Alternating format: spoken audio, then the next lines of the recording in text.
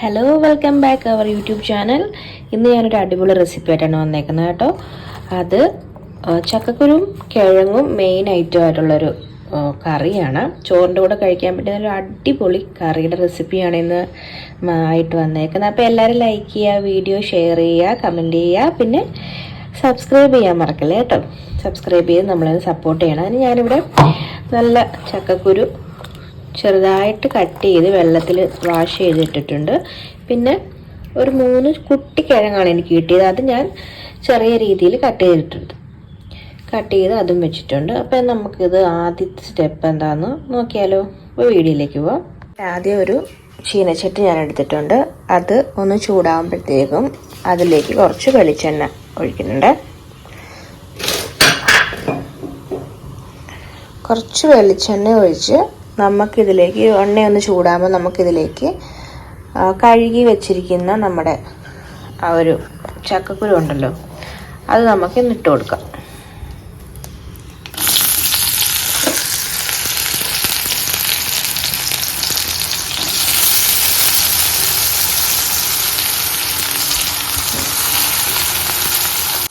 അതിലേക്ക് നമുക്ക് കുറച്ച് മഞ്ഞൾപ്പൊടി ഇടാം.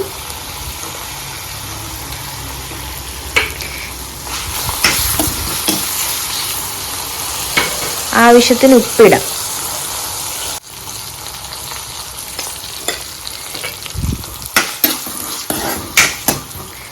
അതിനുശേഷം അത് വേവിക്കാൻ ആവശ്യമായിട്ടുള്ള വെള്ളം ഒഴിച്ച് നമുക്കിതൊന്ന് അടച്ചു വെച്ച് വേവിക്കണം. ഇപ്പം ഞാനൊരു ചെറിയൊരു ക്വാണ്ടിറ്റി കറിക്ക് ആവശ്യമായിട്ടുള്ള ചക്കക്കുരും കിഴങ്ങുമാണ് എടുത്തിരിക്കുന്നത്. കാരണം ഇവിടെ 2 പേരേ ഉള്ളൂ. നിങ്ങൾക്ക് അതിൽ കൂടുതൽ ക്വാണ്ടിറ്റിയിൽ എടുക്കാം.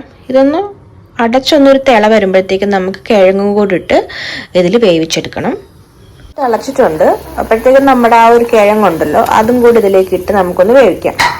നമ്മുടെ കിഴങ്ങും ഒക്കെ ചക്കക്കുരും വേകുന്ന സമയത്ത് നമുക്കത് അരപ്പിനാവശ്യമുള്ള കാര്യങ്ങൾ നോക്കാം. അതിനായിട്ട് ഒരു ചീനച്ചട്ടി എടുത്തിട്ടുണ്ട്. അതിലേക്ക് എരിവിനാവശ്യമായിട്ടുള്ള വറ്റൽമുളക് ചേർക്കുന്നുണ്ട്. ഒരു 10-15 വറ്റൽമുളക് എടുത്തിട്ടുണ്ട്. അതിൽ നമ്മൾ മുളക് പൊടി ചേർക്കുന്നില്ല, വറ്റൽമുളകാണ് ചേർക്കുന്നത്. പിന്നെ കുറച്ച് കറിവേപ്പില ചേർക്കുന്നുണ്ട്. പിന്നെ കുറച്ച്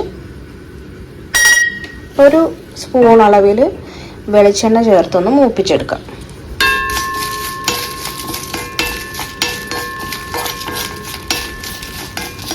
ഇതൊന്ന് ചൂടായതിന് ശേഷം അതിലേക്ക് ഒരു 3 സ്പൂൺ അളവിൽ മല്ലിപ്പൊടി ചേർക്കുന്നുണ്ട്. മല്ലിപ്പൊടി വറ്റൽമുളകാണ് ഇതിൻ്റെ മെയിൻ അരപ്പിൻ്റെ ആവശ്യം. അപ്പം അത് വിട്ടൊന്ന് നമുക്കൊന്ന് ചെറിയ രീതിയിലൊന്ന് ചൂടാക്കി എടുക്കാം.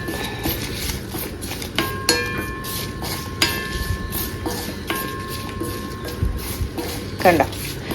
ഇതൊന്ന് ചൂടായി കഴിയുമ്പോഴത്തേക്കും ഇത് കുറച്ച് വെള്ളം ഒഴിച്ച് നമുക്ക് മിക്സിയിലൊന്ന് അരച്ചെടുക്കണം. അതാണ് നമ്മുടെ അരപ്പ്.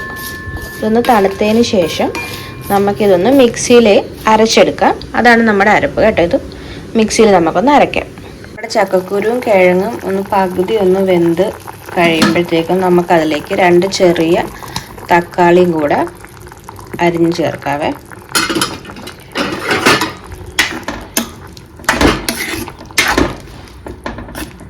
അതും കൂടെ നമുക്ക് വെന്ത് ഉടച്ചെടുക്കാം. നമ്മുടെ അരപ്പ് നല്ല രീതിയിൽ അരച്ചെടുത്തിട്ടുണ്ട്. നമ്മുടെ തക്കാളിയും കിഴങ്ങും എല്ലാം വെന്തിട്ടുണ്ട്. ഈ ഒരു സമയത്ത് നമുക്ക് ഈ അരപ്പ് അതിലേക്ക് ചേർക്കാം. കുറച്ച് വെള്ളവും കൂടെ നമുക്കതിലേക്ക് ചേർത്ത് ഒന്ന് ചെറുതായിട്ടൊന്ന് തിളപ്പിച്ച് വറ്റിച്ചെടുക്കാം. കാരണം ചാറ് ഗ്രേവി വേണമല്ലോ കറിക്ക്. ആവശ്യത്തിന് വെള്ളവും ചേർത്തൊന്ന് തിളപ്പിക്കാൻ വെക്കണം. ഇത് നമ്മൾ തേങ്ങ അരച്ച് കറി ഉണ്ടാക്കുമല്ലോ, ആ ഒരു ടേസ്റ്റ് ആണെങ്കിലും ഞാൻ ഇതിൻ്റെ അകത്ത് തേങ്ങ ഉപയോഗിച്ചിട്ടേ ഇല്ല. പൊടി മാത്രം, വളരെ ചുരുക്കം പൊടി, ഒരു മഞ്ഞൾപ്പൊടി മല്ലിപ്പൊടി മാത്രമേ ഉള്ളൂ പൊടികളായിട്ട് ഇട്ടിട്ടുള്ളത്. അതൊന്ന് ചൂടാക്കി മാത്രമാണ് ചേർത്തത്. പക്ഷേ ഇതൊരു വറുത്തരിച്ച കറിയുടെ ഒരു ഫീലാണ് തരുന്നത്. അടിപൊളി കറിയാണ്. അപ്പം ഇത് നമുക്കൊന്ന് തിളച്ച് ഒന്ന് ചെറുതായിട്ടൊന്ന് വറ്റിയതിന് ശേഷം നമുക്ക് കടുക് പൊട്ടിച്ച് എടുക്കാം. അപ്പോൾ അതിന് ഒരു കാര്യം ശ്രദ്ധിക്കാനുണ്ട്. നമുക്കിതൊന്ന് തിളപ്പിച്ച് എടുക്കാം. കടുക് പൊട്ടിക്കാനായിട്ട് ഞാനിവിടെ ഒരു 10-20 ഉള്ളിയിൽ കൂടുതൽ ചെറിയ ഉള്ളി ചെറുതായിട്ട് കട്ട് ചെയ്തിട്ടുണ്ട്. ഉള്ളി എത്രത്തോളം കൂടുതൽ എടുക്കുന്നോ അത്രത്തോളം രുചിയാണ് കേട്ടോ. പിന്നെ 2 വറ്റൽമുളകും കറിവേപ്പില എടുത്തിട്ടുണ്ട്. ഇതാണ് നമുക്ക് കടുക് പൊട്ടിക്കാൻ ആവശ്യമായിട്ടുള്ളത്. ശ്രദ്ധിക്കുക, ഇതിന് കറിക്ക് നല്ല പോലെ എത്രത്തോളം ഉള്ളി ചേർക്കുന്നോ അത്രത്തോളം കറിക്ക് ടേസ്റ്റ് കൂടുതലായിരിക്കും. നമ്മുടെ കറി ഇപ്പോൾ തിളച്ച് എണ്ണയൊക്കെ മുകളിൽ ഇങ്ങനെ തെളിഞ്ഞിട്ടുണ്ട്. ഇത് മതിയാവും, കാരണം നമുക്ക് ഗ്രേവി വേണമല്ലോ. അപ്പോൾ ഇത്രയും ഇതിൽ നമുക്ക് നിർത്താം. നമുക്കതിലേക്ക് നമ്മുടെ ഉള്ളി ഒന്ന് മൂപ്പിച്ചിടാനായിട്ട് ഒരു ചീനച്ചട്ടി ചൂടാക്കാൻ വെച്ചിട്ടുണ്ട്. ചൂടായപ്പോൾ നമ്മൾ ആവശ്യത്തിന് വെളിച്ചെണ്ണ ഒഴിച്ചിട്ടുണ്ട്. ആ എണ്ണ ഒന്ന് ചൂടായി കഴിയുമ്പോൾ നമുക്ക് അതിലേക്ക് കടുക് ഇട്ട് പൊട്ടിക്കാം.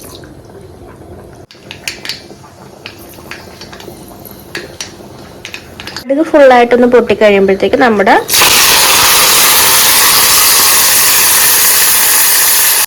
അരിഞ്ഞു വെച്ചിരിക്കുന്ന ചെറിയുള്ളി, വറ്റൽമുളകും കറിവേപ്പില എല്ലാം ഇട്ട് നമുക്കൊന്ന് ഫ്രൈ ചെയ്ത് എടുക്കാം.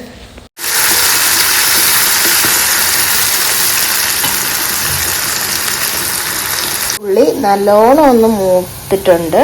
ഇനി നമുക്കിത് നമ്മുടെ ആ ഒരു കറിയിലേക്ക് ഒഴിച്ച്